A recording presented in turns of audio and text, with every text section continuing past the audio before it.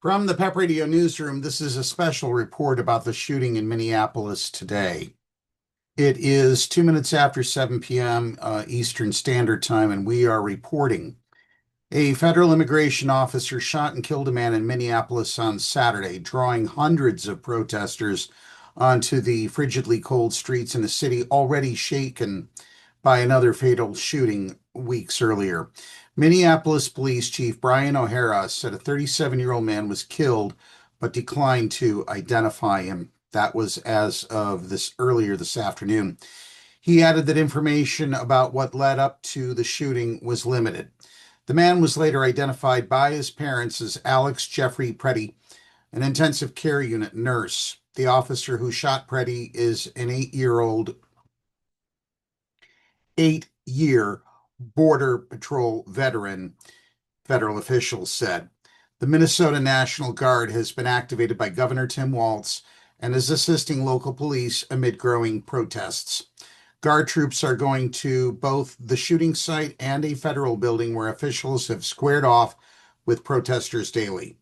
The shooting happened amid widespread daily protests in the Twin Cities since the January 7th shooting of 37-year-old Renee Good, who was killed when an immigration and customs enforcement officer fired into her vehicle.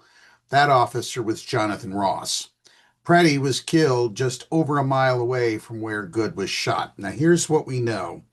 Family members say the victim, Alex Jeffrey Pretti, was an intensive care nurse at the Veterans Administration who cared deeply about people and was upset by Trump's immigration crackdown in his city. Pretti, age 37, had participated in protests following the killing of Renee Good by U.S. Immigration and Customs Law Enforcement Officer Jonathan Ross earlier this month. And yes, I will continue to say his name no matter what Kristi Noem says. Department of Homeland Security spokesperson Tricia McLaughlin said in a statement that federal officers fired defensive shots after a man with a handgun approached them and violently resisted. We'll explain later why that is nothing but bullshit. When officers tried to disarm him, the police chief believed the man was a lawful gun owner with a permit to carry. Several bystander videos of the shooting emerged soon after. Pretti is seen with a phone in his hand, a phone, but no videos appear to show him with a visible weapon. Here now is a review of events as they unfolded throughout the day as reported by the Associated Press. Congressional Democrats responded with immediate outrage to the killing of another person by federal agents in Minneapolis. Congressman Robert Garcia, the top Democrat on the House Oversight Committee, called for ICE to be abolished and for Homeland Security Secretary Kristi Noem to be impeached. Trump has created a militarized police force accountable only to him and ready to murder people in our streets. These agents need to leave our cities now, the California Democrat wrote on social media. Congressman Brad Schneider, chair of the moderate New Democratic Coalition in the U.S. House, called for an investigation into the shooting and for federal agents to leave Minnesota. Every agent involved in this shooting must be suspended pending a full and independent investigation and ultimately held to account for their actions today, Schneider said in a statement. And Kristi Noem has got to go. She needs to resign or be fired. If not, Congress must act. The Illinois Democrat continued. At 3:38 p.m. Eastern Standard Time, the Associated Press reported hundreds of people blocked off the intersection where the shooting happened around a growing makeshift memorial to Pretti, holding a drill with which she had nailed a wooden cross to a light post and wearing the red whistle that activists in the Twin Cities have used to alert ICE presence in the neighborhoods. Fabiola Rodriguez called agents criminals and killers. They are hurting our people. They're taking our kids away, she said to cheers from crowds in the streets. We are asking for justice and peace for everybody, not only for the Latinos. We ask it for everybody. That was followed by, at 3:39 p.m., the NBA game between the Minnesota Timberwolves and the Golden State Warriors was postponed this afternoon following the fatal shooting by a federal officer again in Minneapolis. The league announced the decision was made to prioritize the safety and security of the Minneapolis community after 37-year-old Alex Pretti was killed in a confrontation with officers on a street in a commercial district less than 2 miles from Target Center, the downtown arena where the Timberwolves play. The game was moved back by 24 hours, rescheduled for Sunday afternoon. The Timberwolves and Warriors are also scheduled to play on Monday night. The AP went on to report it. The man killed by a federal officer in Minneapolis was an ICU nurse, according to family. Family members say the man killed by a federal officer in Minneapolis on Saturday was an intensive care nurse at the Veterans Administration who cared deeply about people and was upset by President Donald Trump's immigration crackdown in his city. Alex Jeffrey Pretti, age 37, was an avid outdoorsman who loved getting in adventures with Jewel, his beloved Catahoula leopard dog, who also recently died. He had participated in protests following the killing of Renee Good by a U.S. Immigration Customs law enforcement officer named Jonathan Ross earlier this month. He cared about people deeply, and he was very upset with what was happening in Minneapolis and throughout the United States with ICE, as millions of other people are upset, said Michael Pretti, Alex's father. He felt that doing the protesting was a way to express that, his care for others. Pretti was a U.S. citizen born in Illinois.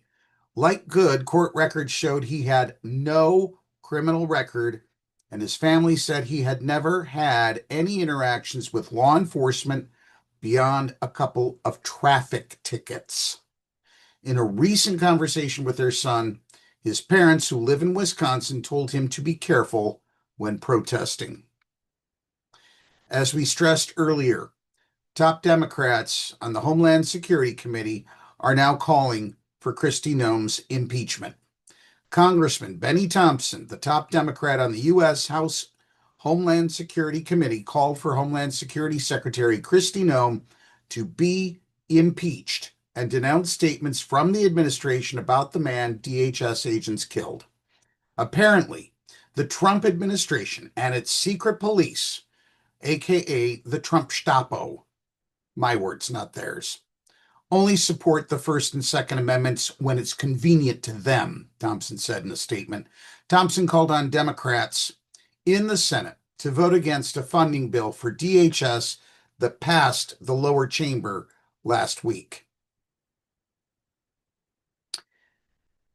This is un-American and has to stop, Thompson said. The House must immediately take steps to impeach Kristi Noem. Nevada Senator Rosen says she will vote against any government funding package that funds ICE. Senator Jackie Rosen, a moderate Democrat from a political swing state, Nevada, made the announcement Saturday after the fatal shooting in Minneapolis. Rosen was one of 8 Democratic senators last year to break ranks with her party and vote with Republicans to move to reopen the government. I guess that's a vote she now regrets.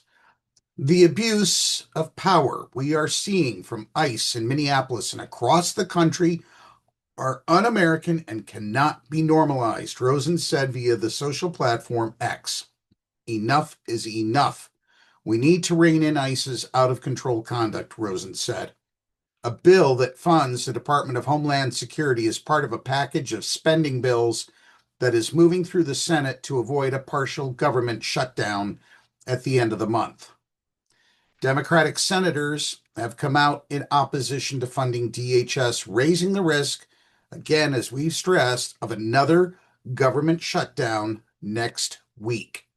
Senator Catherine Cortez Masto said Saturday that she too would not vote for legislation in the Senate that would fund the Department of Homeland Security. In doing so, Cortez Masto joined fellow Nevada Democratic Senator Jackie Rosen And the two moderates broke with their party last year on a vote over the last government shutdown. That's not going to happen again. Others, like Democratic Senator Brian Schatz of Hawaii, have said in the wake of the shooting that they too would oppose a DHS funding bill that is part of a spending package in the Senate that aims to avoid a partial government shutdown at the end of the month. This is the part we've been waiting for. In a bystander video obtained by the Associated Press, people can be heard blowing whistles and shouting profanities at agents, ICE agents that is, on Nicollet Avenue in Minneapolis. The video shows an officer shoving a person who is wearing a brown jacket, green skirt, and black tights and carrying a water bottle. That person reaches out for a man and the two link up, embracing. The man, wearing a brown jacket and black hat, seems to be holding his phone up toward the officer. The same officer shoves the man in his chest, and the two, still embracing, fall back. The video then shifts to a different part of the street and then comes back to the two individuals unlinking from each other. The video shifts focus again and then shows three officers surrounding the man. Soon, at least 7 officers surround the man. One is on the man's back, and another, who appears to have a canister in his hand, strikes a blow to the man's chest. Several officers try to bring the man's arms behind his back as he appears to resist. As they pull his arms, his face is briefly visible on camera. The officer with the canister strikes the man near his head several times. This is pure bullshit. And for you MAGA folks that are watching this video, if you don't like it, please keep scrolling. Get off our channel. You're not welcome here. A shot rings out, but with officers surrounding the man, it's not clear from where the shot came. Multiple officers back off of the man after the shot. More shots are heard. Officers back away, and the man lies motionless on the street. That's what we know for now. As events continue to unfold, and they will, we will bring them to you, our audience, as quickly as we can. From the PEP Radio Newsroom with this special report, I'm David Moore.